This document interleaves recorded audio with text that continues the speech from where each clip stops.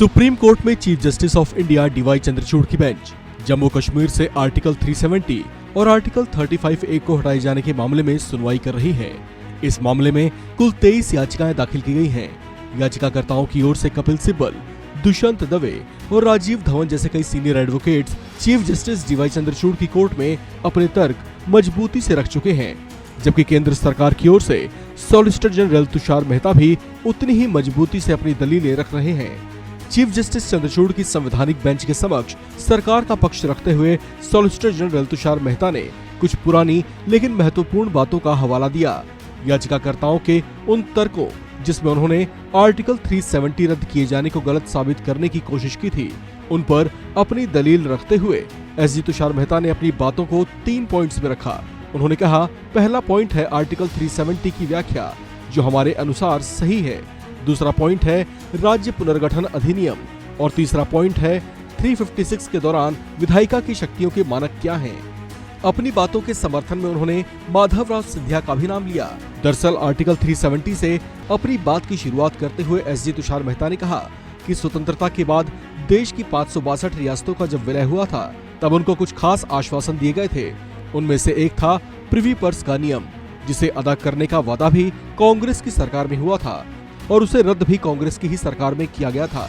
उन्होंने कहा कि ऐसा सबसे पहले माधवराव सिंधिया के मामले में हुआ। तत्कालीन सरकार ने प्रिवी पर्स वापस ले लिया था। इसके तहत 2 संवैधानिक प्रावधान थे, पहला आर्टिकल 291 और दूसरा आर्टिकल 362 जो प्रिवी पर्स का प्रावधान करते थे। तब केंद्र सरकार ने 366 के तहत अपनी शक्तियों का इस्तेमाल करते हुए रियासत राज्य शब्द को भी हटा दिया था।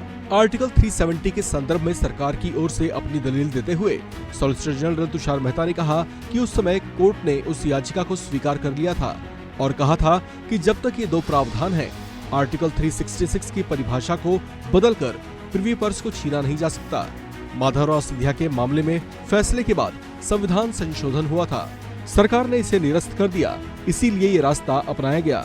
मामले में कोर्ट ने कहा कि संविधान में कोई भी बदलाव जो सभी को बराबर लाता है उसे कभी गलत ठहराया नहीं जा सकता। संविधान बनाने के बाद रियासतों ने अपना विशेषाधिकार खो दिया और बिरादरी शब्द को अर्थ देना पड़ा।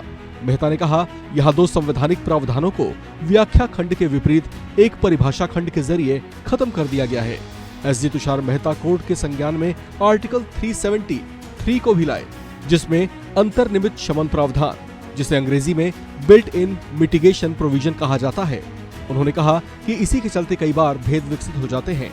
आपको बता दें कि सुप्रीम कोर्ट में इस मामले की सुनवाई जस्टिस चंद्रचूड़ के अलावा justice BR Gavai, justice Sanjay Kishan Kaul, justice Suryakant और जस्टिस संजीव खन्ना की बेंच कर रही है। इस खबर में फिलहाल इतना ही। बाकी अपडेट्स के लिए आप बने रहिए वन इंडिया हिंदी के साथ।